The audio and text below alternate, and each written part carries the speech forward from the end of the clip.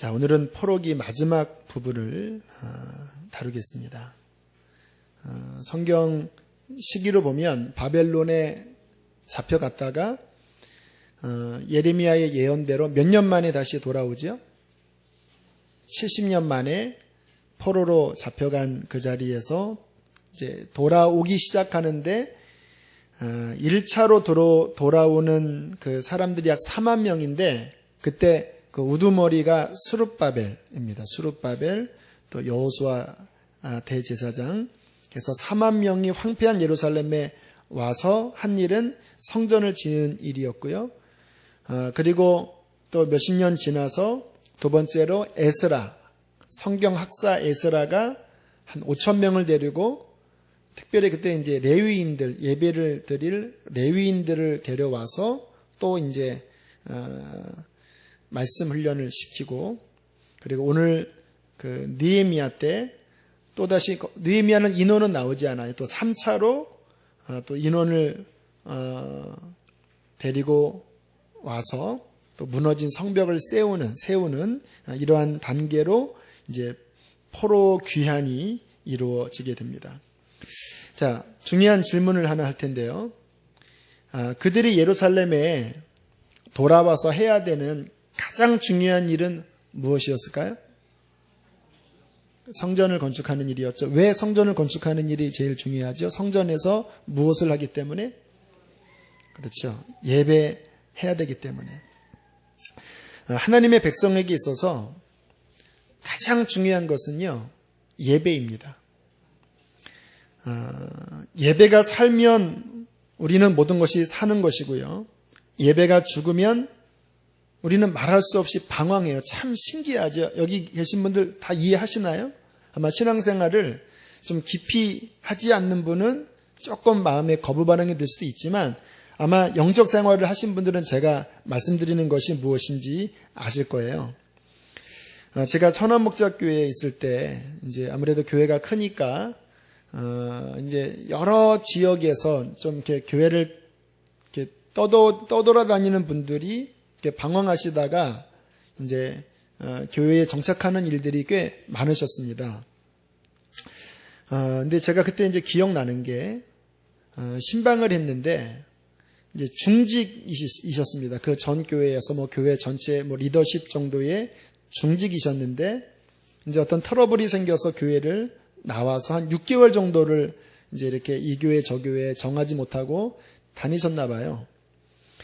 그러다가 그 주일 예배 드릴 때 이제 확신이 들어서 이제 등록을 하고 우리 교구라서 신방을 제가 했습니다. 근데 뭐 이북 분이시고 그리고 뭐 덩치도 아주 뭐 키가 한 180 몇 되시는 아주 덩치도 크신 아주 강건하신 분이십니다. 그런데 예배를 드리는데 우세요. 왜 우시냐면 그동안 이렇게 방황했던 그런 시간들이 뭐 세상적으로 방황한 것은 아니었습니다. 그리고 뭐 어렵거나 가난한 분도 아니었어요. 뭐 집이 저 서초동인가 아주 큰 강남의 아주 큰 아파트에 또 굉장한 벤처기업 굉장히 잘 나가는 그 전 세계에 몇 안 되는 기술력을 가진 그 사장님이시고 뭐 돈도 꽤 많으신 분이신데 이 영적으로 예배가 이렇게 무너지니까 그게 중심에 잡히지 않으니까 마치 어린아이가 집 나와 방황하는 것처럼 그렇게 마음이 그렇게 힘드셨나 봐요. 나올 때 이제 교패를 딱 붙여드리니까 막 우시면서 그렇게 감격스러워 하시더라고요. 그러면서 한 6개월 동안 일어난 일들을 이야기하는데 너무나 힘드셨다라는 거예요. 그 사모님도 뭐 눈에 막 각막이 막 이게 막 터져서 막 피가 나오고 막 실명 위기에 겪고 본인도 말할 수 없이 피폐하고 참 이게 신기한 거예요. 우리 신앙생활에 있어서 이 예배라는 것이 그냥 일주일에 한 번 또 수요일 날 이렇게 그냥 뭐 교회 한 번 가는 정도가 아니라 이것이 생명줄입니다. 이것이 얼마큼 우리의 삶에 정상적으로 자리 잡히냐에 따라서 나머지 모든 것들이 비로소 이 예배를 중심으로 돌아가게 되는 것입니다. 어제도 또한 한 분과 이야기를 나눴습니다. 우리 교회 다니시는 분은 아니고요. 같은 이야기를 하시더라고요. 몇 년간 다녔던 교회에서 나와서 이제 은혜는 받았지만 이제는 좀 뭔가 마음이 좀 뭔가 탐탁지가 않다. 그래서 나오셔서 집 앞에 있는 교회를 나가기 시작했는데 등록은 하지 않으셨던 것 같아요. 그리고 5개월이 지났습니다. 똑같은 이야기를 하세요. 팔 인대가 끊어지고 그것 때문에 끊어졌다고 하기엔 좀 그렇지만 건강도 안 좋고 하는 일도 안 되고 또 너무 힘드신 거예요. 저한테 어떻게 하면 좋냐고 물어보시더라고요. 그래서 지금 권사님은 방황하고 계십니다. 영적으로 방황하고 계십니다. 전에 있는 교회에서 참 열심히 섬기셨다고 하는데 빨리 기도하시고 우리 교회에 등록하려고 마음먹은 분은 아니시고 또 예배를 나오시는 분은 아니시고 다른 데서 만난 분입니다. 빨리 교회를 정하시라고. 어떻게 하면 좋겠냐고. 주변에 다녀보시고 권사님의 영혼을 살릴 수 있는 그곳을 택하셔서 등록하시고 또 등록하면 또 적응 기간도 필요하니까 너무 더 이상 딜레이하지 말고 빨리 등록하시고 정하시라고 했더니 그래야 되겠죠.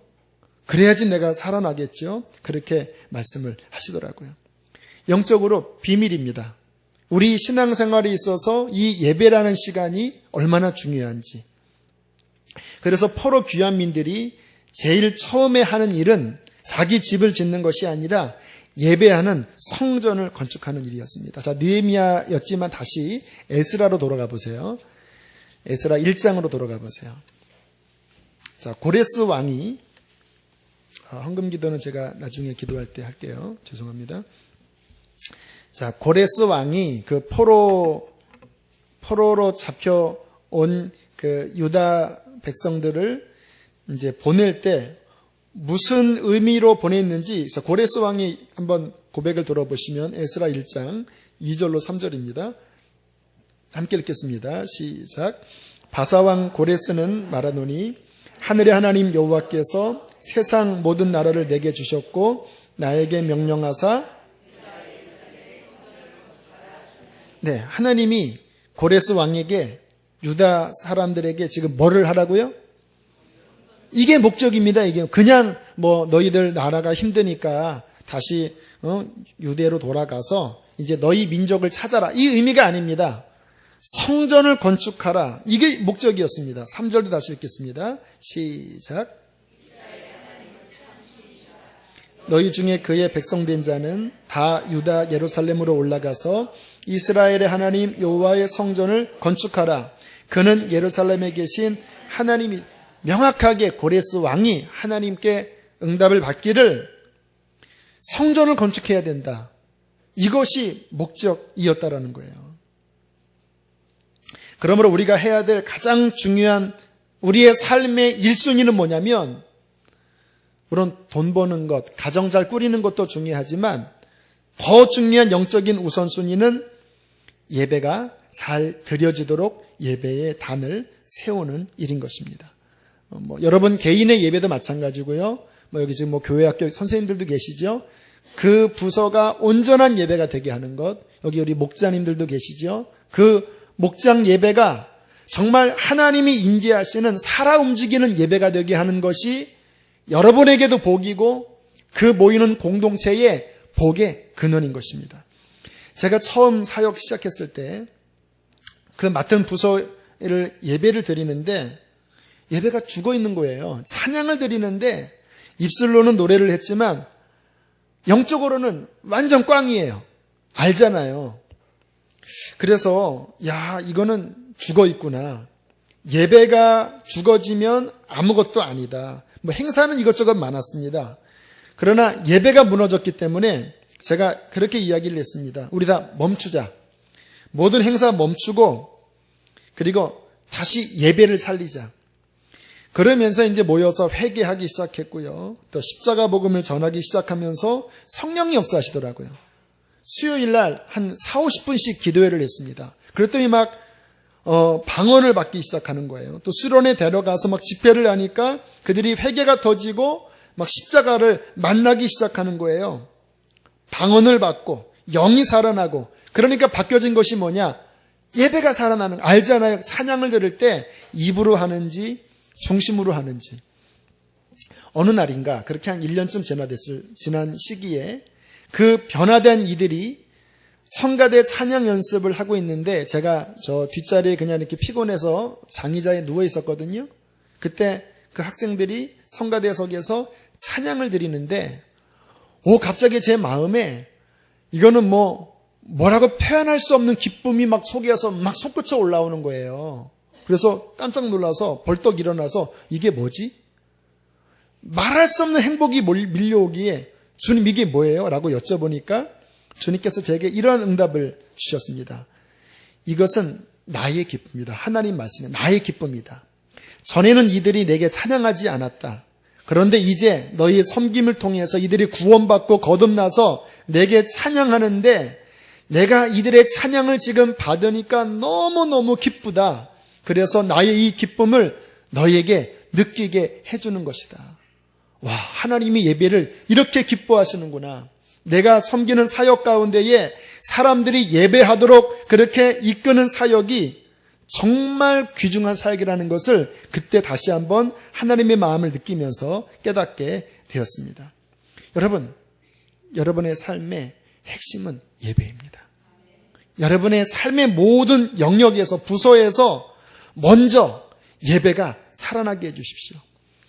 저는 우리 교회가 이제 교회 분리개척 나올 때 아마 기도회에 참여하신 분들은 그때 드렸던 그 뜨거운 기도를 기억하실 거예요. 그때 그러한 기도를 드렸습니다. 하나님, 수지선화목적교회에서 예배가 드려질 때 정말 높고 깊은 수준의 예배가 드려지게 해주십시오. 하나님, 그냥 인간적인 어떤 형식의 예배가 아니라 정말 성령이 임재하셔서 주님과의 깊은 만남이 있는 마지막 때 절정의 예배가 드려지기를 원합니다. 지금도 제 마음의 소원이에요. 그동안 한 9개월이요. 주님께서 그 기도 제목대로 예배 때마다 하나님께서 성령으로 역사해 주셨습니다. 오늘 양육 수료회 하시는 그 간증문을 이렇게 보니까 정말 감사하게 예배 시간에 또는 말씀을 통해서 많은 분들이 마음이 깨어지고 또 변화되고 주님을 만나셨더라고요. 그동안 주님께서 수요일에 또 금요일에 또 주일에 새벽에 주신 그 은혜를 통하여서 교회가 또 살아나고 또 많은 분들이 이곳에서 양식을 얻게 하신 것 감사하고 있습니다. 그러나 아직 제 마음은 차지 않아요. 제가 기대하는 수준의 예배는요, 그냥 주님이 임재하셔서 1시간 동안 아무 말도 하지 않아도, 어떠한 음악도 틀지 않아도 그냥 주님의 임재 가운데 그냥 가만히 1시간 동안 그냥 주님의 임재 속에 우리들이 깊이 침묵 중에 머물면서 그분의 깊은 보좌 앞으로 나아가는 진짜 성령의 역동하는 예배 드리기를 원합니다. 찬양을 드릴 때 노래가 아니라 정말 우리 가슴 속에서 터져 나오는 주님의 지혜와 계시의 영이 임해서 위대하신 주, 찬양의 위대하신 주 찬양할 때 정말 광대하신 그 크신 하나님을 우리의 영으로 바라보면서 막 그 위대하신 하나님 앞에 찬양하지 않고는 견딜 수 없는 영적인 그러한 출렁이는 파도가 우리 안에 넘쳐나기를 원합니다. 아직 그런 일들은 우리에게는 많이 미치지 못했어요. 하지만 갈망합니다. 주님, 이 마지막 시대에 정말 이 교회가 육적인 예배가 아니라 성령이 이끄시는 살아있는 예배가 되기를 원합니다. 이것을 위해서 기도해 주시면 감사하겠습니다. 자, 그렇게 이제 그 에스라에서 성전을 완공했습니다. 그러나 문제는 성벽이 완공되지 않은 거예요. 자, 그래서 에스라서가 끝난 14년쯤 지났을 때가 이제 느헤미야입니다. 다시 느헤미야로 돌아오시기 바랍니다. 자, 성전은 완공됐지만 성벽이 세워지지 않으니까 13년쯤 지났을 때에 무슨 일이 벌어졌을까요? 우리가 오늘 읽은 본문을 다시 한번 2절만 보겠습니다. 2절, 3절 봅니다. 시작. 내 형제들 가운데 하나인 하나니가 두어 사람과 함께 유다에서 내게 이르렀기로 내가 그 사로잡힘을 면하고 남아있는 유다와 예루살렘 사람들의 형편을 물은즉 그들이 내게 이르되 사로잡힘을 면하고 남아있는 자들이 그 지방 거기에서 큰 환난을 당하고 능력을 받으며 예루살렘 성은 허물어지고 성문들은 불탔다 하는지라. 또다시 성전이 공격을 당했습니다. 사단이 예배가 회복되면 그 공동체와 그 개인의 놀라운 하나님의 축복이 일어나는 것을 알기 때문에요. 사단이 치는 공격 그 약점이 아니라 급소가 어디냐면요. 예배를 칩니다. 예배만 그 숨통만 막으면 우리는 죽거든요. 우리가 영으로 사는 자들이잖아요. 근데 예배 시간에 영적인 공급을 받는데 그거 막으면 우리는 다 죽어요. 그러니까 사단이 예배를 공격하는 거예요. 에스라 때 성전이 세워졌지만 성벽이 세워지지 않으니까 또 13년이 흐른 쯤에 주변에 있는 여러 이방 나라 그러한 사람들을 통해서 또 그 성전에 들어가서 불태우고 예배드리지 못하도록 방해했습니다. 느헤미야는 다시 그 성벽이 성벽이 건축되지 않음으로 인하여 예배가 공격당하는 그 상황을 가슴 아프게 여기면서 다시 이제 3차 사람들을 끌고 예루살렘에 돌아와서 그가 했던 일은요, 성벽을 중수하는 일이었습니다. 그 내용이 이제 2장부터 3장, 4장, 5장 쭉 그냥 읽으시면 아실 수 있어요. 이 성벽을 세우면서 얼마나 많이 주변에서 또 공격하고 반대했는지 몰라요. 자, 우리 6장 1절을 한번 읽어보실까요? 6장 1절, 2절, 2절을 함께 읽겠습니다. 시작.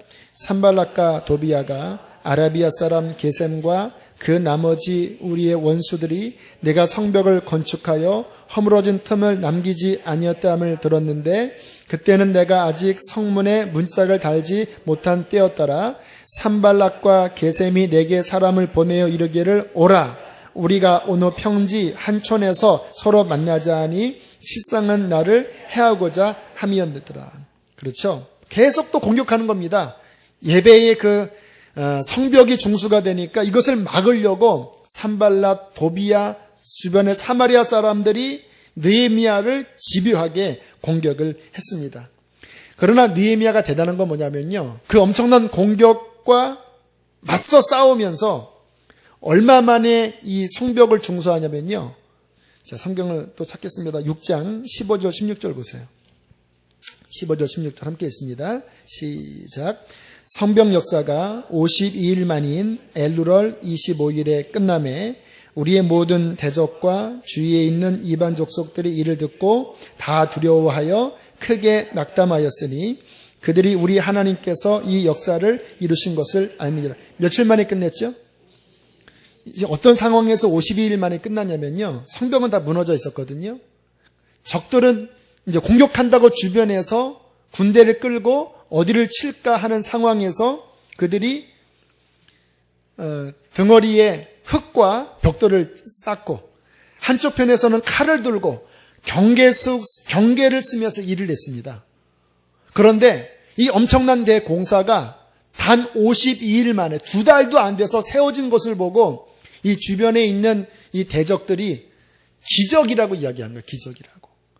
도저히 그냥 평범한 아무 문제가 없던 시기에도 그동안 수십 년 동안 성벽을 쌓지 못했는데 그 엄청난 공격 앞에 52일 만에 이 성벽이 쌓아진 것을 보고 이것은 하나님이 아니면 할 수 없는 일이구나 라는 것을 깨닫고 원수가 낙담했다라고 그렇게 오늘 성경에 말씀을 하고 있습니다. 성벽이 왜 중요하냐? 성벽이 쌓여져야지만 첫 번째 적의 공격을 막을 수가 있죠. 성벽이 있어야지만 성 안이 평안할 수 있습니다. 여러분, 대문이 열려있는데 잠 편히 주무시겠습니까? 성벽이 튼튼할수록 그 안이 평안한 거예요. 이처럼 예배하는 데 있어서 성전이 세워지는 데 있어서 성벽이 튼튼해야지만 그 성벽으로 인하여 적의 공격을 막을 수가 있고 그 성전은 평안할 수 있습니다. 자, 이 말씀을 한번 오늘날 우리에게 적용을 해보겠습니다. 자, 교회가 성전이지요. 자, 그러면 오늘날에 있어서 성벽은 무엇이라고 적용할 수 있을까요? 우리가 성전인 몸된 교회에서 예배하거든요. 그런데 성벽이 없으면 공격당합니다. 불안해요. 성벽을 쌓아야 돼요. 성벽이 무엇일까요? 네. 중자로 시작합니다. 맞아요. 중복이 돼요. 딩동댕. 네. 기도입니다. 기도. 기도의 성벽을 쌓아야지만 교회든 가정이든 개인의 심령이든 국가든 간에요.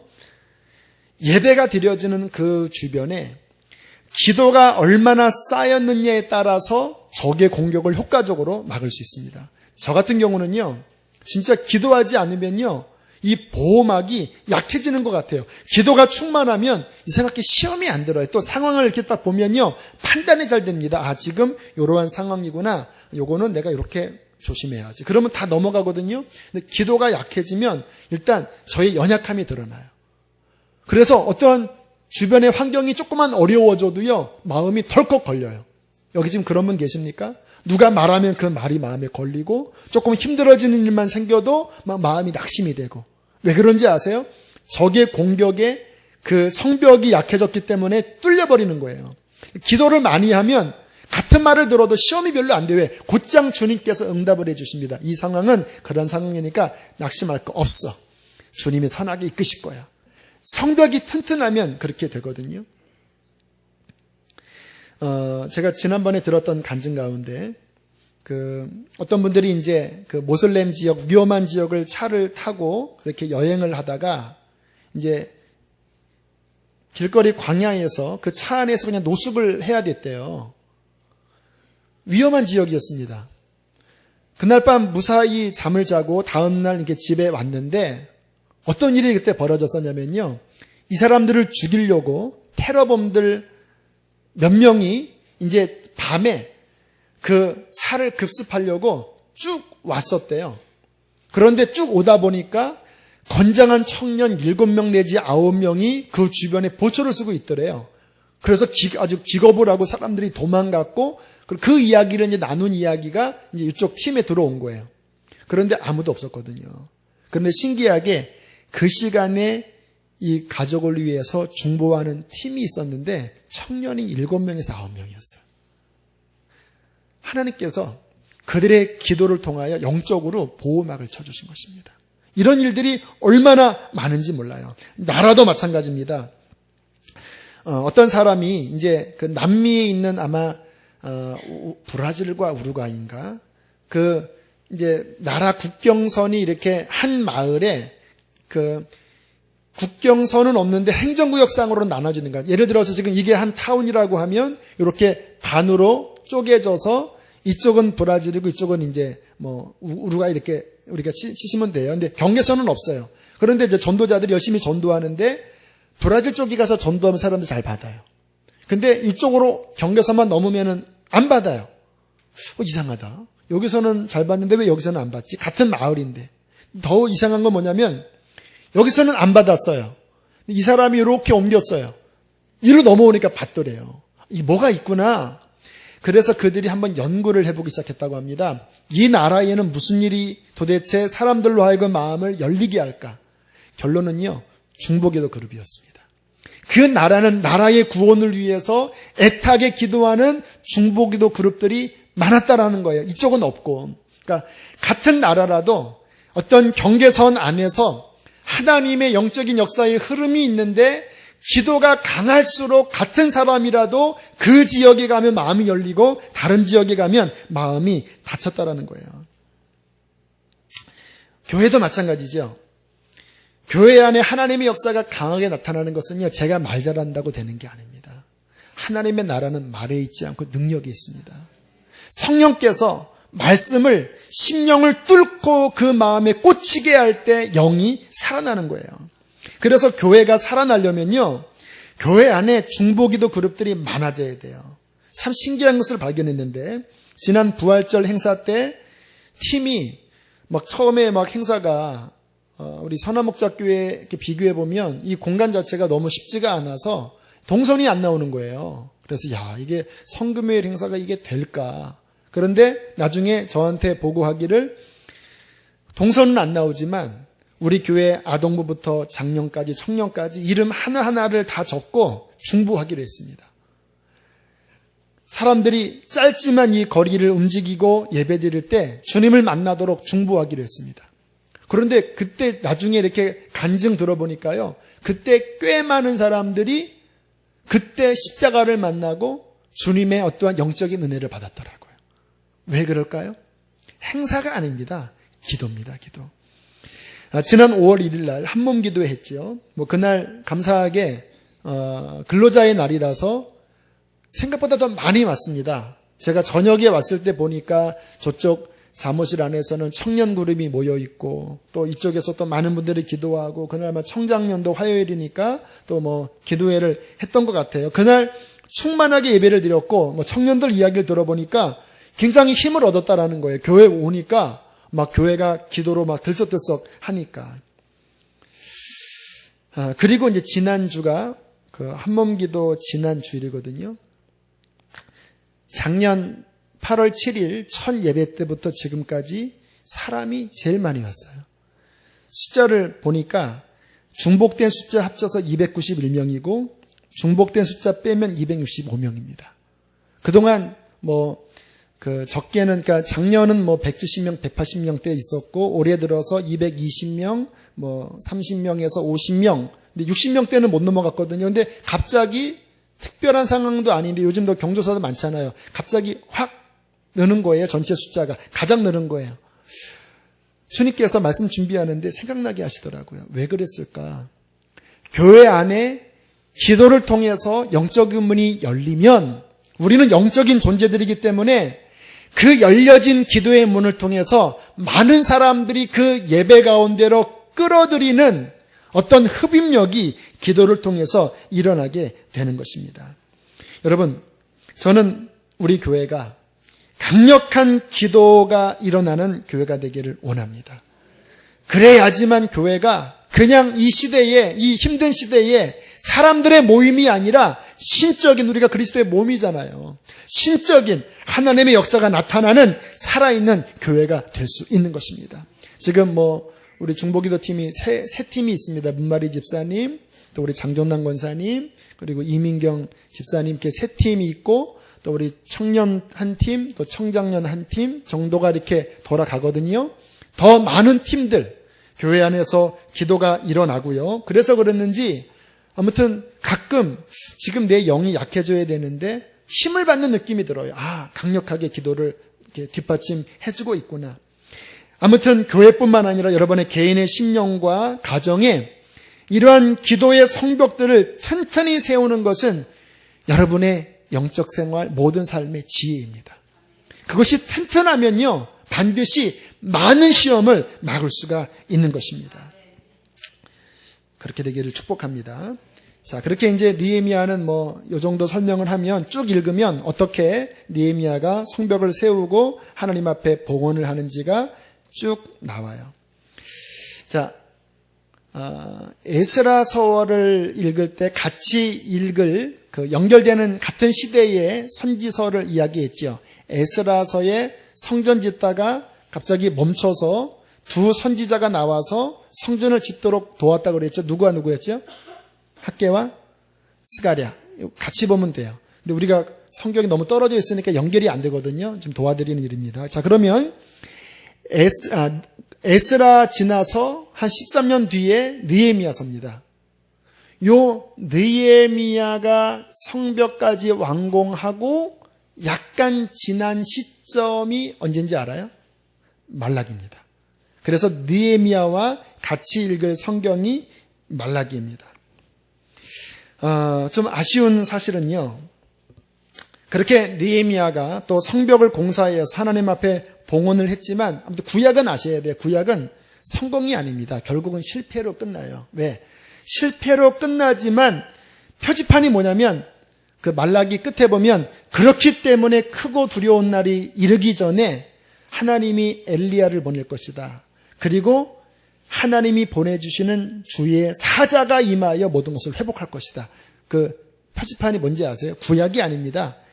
세례 요한과 그 이후에 예수 그리스도를 통하여 십자가와 부활을 통하여 성령이 임하실 때 비로소 회복되는 거예요. 그러니까 구약을 읽으면 회복되는 것 같다가 또 무너지고 그러거든요. 그게 어쩔 수가 없어요. 구약은 율법이기 때문에 율법은 초등학문입니다. 근데 구약에서 계속 가르치는 거는 실패하지만 실패가 끝이 아니라 표지판이 쪼로로로록 예수 그리스도, 성령 이렇게 나가는 거예요. 자, 아무튼 자, 느헤미야서가 이제 성벽 완공하고 조금 지난 다음에 또다시 그 포로귀환 공동체에 타락이 일어났거든요. 자, 그 타락이 무슨 타락인가? 예배의 타락입니다. 그 성전에서 또 예배가 타락돼요. 자, 성경을 쭉 뒤로 가겠습니다. 말라기로 들어가겠습니다. 오늘 말라기까지 살펴보겠습니다. 말라기 1장으로 들어가세요. 자, 시기를 이해하셔야 돼요. 자, 느헤미야 성벽 공사까지 다 끝난 다음에 또 어느 정도 시간이 흘렀을 때에 그 포로귀환 공동체에 일어난 타락의 현장, 그것은 곧 예배의 타락이다. 자, 말라기 1장 6절을 함께 읽겠습니다. 시작.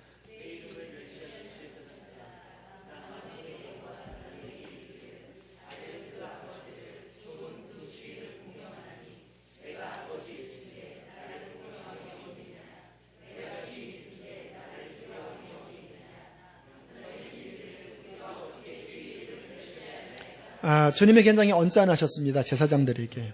너희들 나를 멸시한다. 그랬더니 제사장들이 우리가 언제 그랬습니까? 그렇게 반문을 해요. 그때 7절, 8절을 읽습니다. 시작.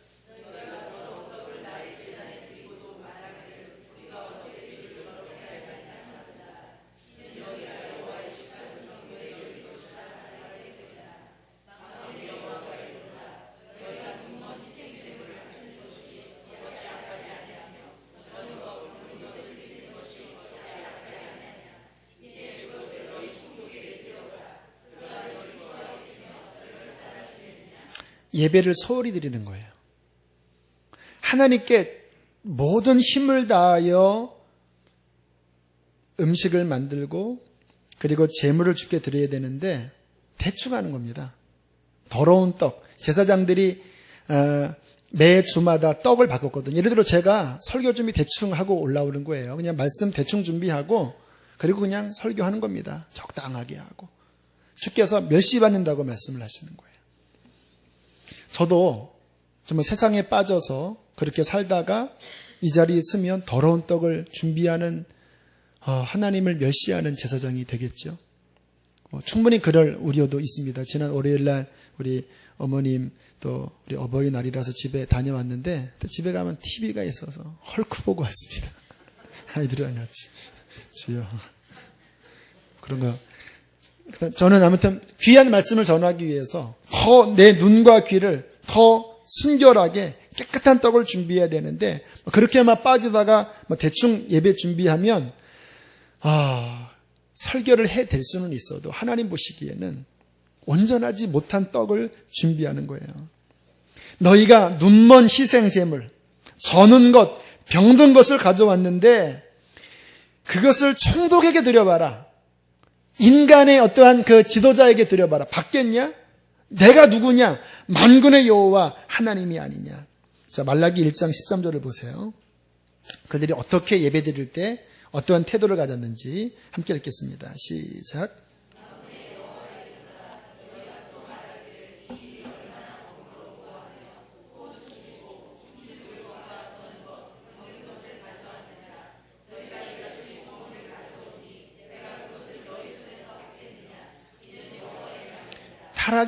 모든 타락은 예배의 타락입니다.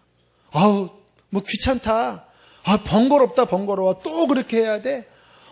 뭐 그렇게 하는 게 많어. 그냥 대충 해. 이러한 태도. 여러분, 하나님께 예배 드릴 때 우리의 그 대충 하는 태도는요, 그게 하나님과 관련되기 때문에 하나님을 그렇게 대하는 것처럼 되는 거예요.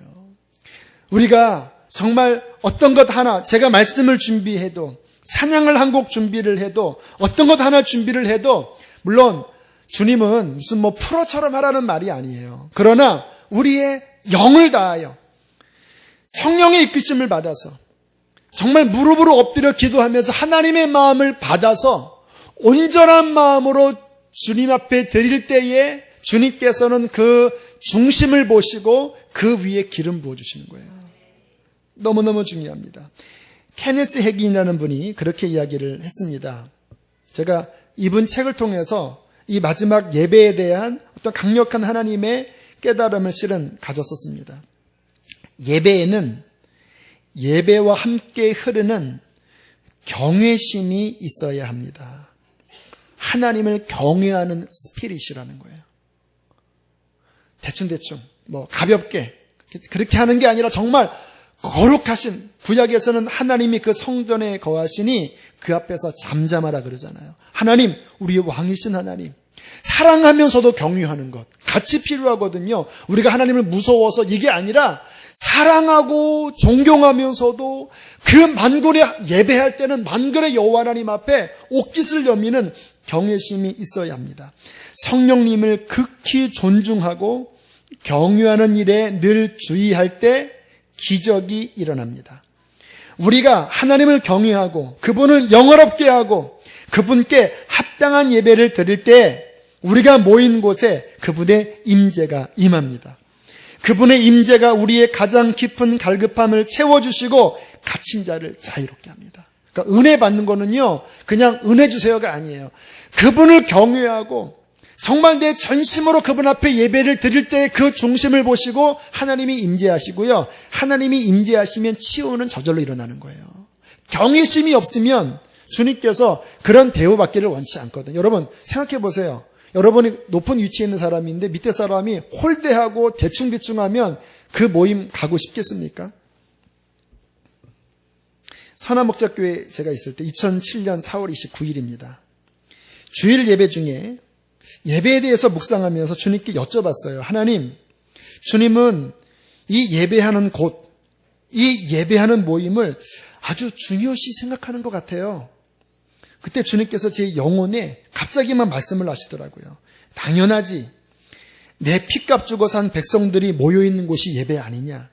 그곳에 하나님의 거룩한 이름이 있지 않느냐. 예배에 하나님의 이름이 들어있는 거예요. 하나님께 드리는 예배잖아요. 성부와 성자와 성령의 거룩한 이름으로 드려지는 예배잖아요. 그곳에 하나님의 뜻인 말씀이 선포되고 백성들이 찬양하는 곳을 하나님은 귀히 여기고 함께하는 것을 기억해라. 그때 영적으로 주님께서 예배를 얼마나 귀중히 여기시는 것을 마음속에 깨달았습니다. 저는 그래서 예배를 아무튼 온 마음을 들여서 준비하려고 애를 쓰는 편에 속합니다. 주일 예배를 예를 들면 계속 모든 예배 지금 제가 설교해야 되니까 이제 본격적으로 설교 준비를 토요일 날 일찍 일어나자마자 씻지 않고 제가 자리에 가서 무릎 꿇고 말씀을 준비하기 시작합니다. 한 2시간, 3시간 준비를 해요. 그리고 이제 아침 먹고 교회 와서 회의 끝나고 식사 끝나면 한 1시 반. 그럼 조금 쉬었다가 그때부터 거의 저녁 밤까지 준비해요. 아직 채워지지가 않아요. 그러면 일단 너무 이제 머리가 아파서 집에 가서 이제 한번 대충 읽고 그리고 아내한테 혹시 좀 이상하면 좀 봐달라고 그러고 크리틱 해달라고 그러고 그리고 일단 자요. 그래야지 정리가 되니까 새벽 4시 반에 일어납니다. 그럼 다시 씻고 무릎 꿇고 하나님 앞에 주님 이 말씀을 정리시켜 주시고 기름 부어달라고. 그렇게 1시간, 2시간을 매달리면 끝에 가서 기름 부으심이 임해요. 그러면 끝나고 이제 걸어와서 잠깐 위에서 쉰 다음에 또 한 4, 50분을 또 매달려요. 하나님 앞에. 그러면 주님께서 그 모습을 보시고 저를 불쌍히 여기셔서 주께서 그 말씀에 기름을 부으시고 예배에 어떠한 영혼들을 다룰지 지난번에는 음란에 대해서 또는 어떤 미움에 대해서 아무튼 주님께서 주실 말씀에 대해서 충분하게 체험받고 그리고 매 예배 때마다 또 간절한 마음으로 선포하고 또 쉬는 시간 일부 끝나고 또 올라가서 또 훑어보고 또 기도하고 또 내려오고 이렇게 드려지는데 주일 지나면요 거의 그냥 이 진액이 다 빠지는 것 같아요. 하지만 저는 그러한 삶을 기뻐합니다. 주님 앞에 한 번에 비록 3, 40분의 설교에 지나지 않지만 주님, 그곳에 주님께서 기름 부으실 수 있도록 하늘에 불을 내릴 수 있도록 내 전심을 주 앞에 드려서 그 예배에 주님께서 함께 하시고 영광을 받으시는 것이 얼마나 기쁜 일이겠습니까? 그 예배를 통해서 영혼들이 살아나고 구원받는다면 그것처럼 기쁜 일이 어디 있겠습니까? 이제 오늘 지난 5월 30일 날 우리 이제 연회 감리교 이쪽 경기 연회 체육대회가 있어요. 근데 저는 운동을 별로 안 좋아하거든요. 그래서 그 축구하러 나오라고 하는데 저는 안 나가요. 배짱을 비웁니다. 근데 이제 우리 교회가 이제 식사를 한번 내라고 그래서 오늘 아침에 갔습니다. 그래서 못하는 운동 가서 막 축구 막 하고 지금 다리가 다 풀렸습니다. 허들허들거리는데 한 2, 3일 고생할 것 같아요. 축구 한 1시간, 2시간 하고 그리고 이제 아침 설렁탕과 수육을 잘 대접해 드리고 그리고 한 10시쯤 되면서부터 마음이 불안해지는 거예요. 이 예배 때문에. 남들도 그러나 모르겠어요. 마음이 또 이렇게 쪼여오는 겁니다. 하나님, 오늘 이 예배가 살아나려면 주님, 제가 물론 섬김 때문에 이 자리에 왔지만 주님, 제 마음이 또 긴장됩니다. 주님, 말씀을 주십시오. 말씀을 주십시오.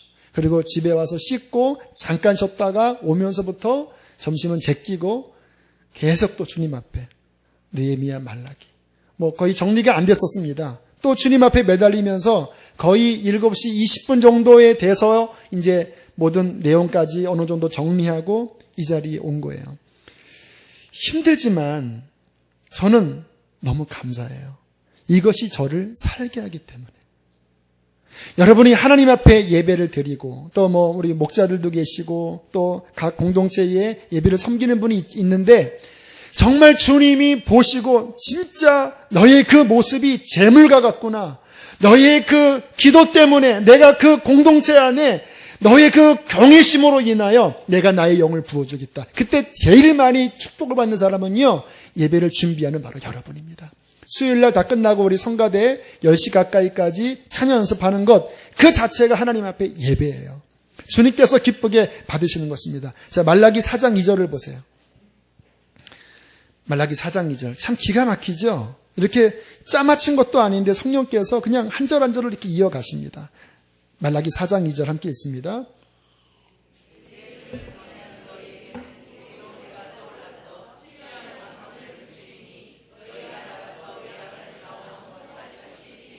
할렐루야. 주님을 경외하는 그 예배하는 곳에 예배자에게 공의로운 해가 떠올라서 치료하는 광선을 비추리니 너희가 외양간에서 나온 송아지처럼 기뻐 뜨리라 말씀하시는 거예요.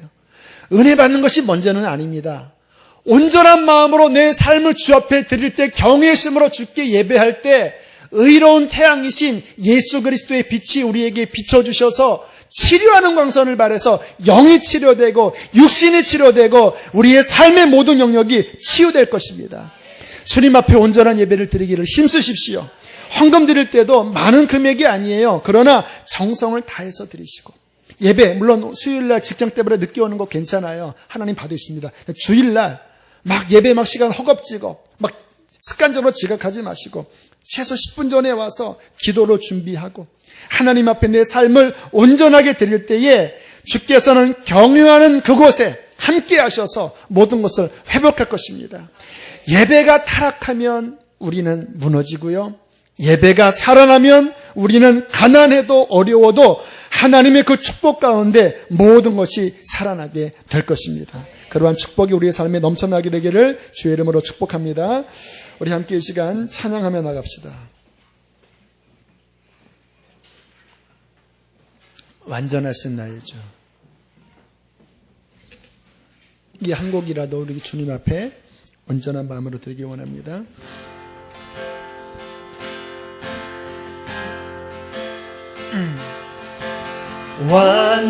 완전하신 나의 주 그의 길로 나를 인도하소서 행하신 모든 주님의 영광 다 경배함 예배합니다. 예배합니다. 찬양합니다. 주님만 날 다스리소서. 예배합니다.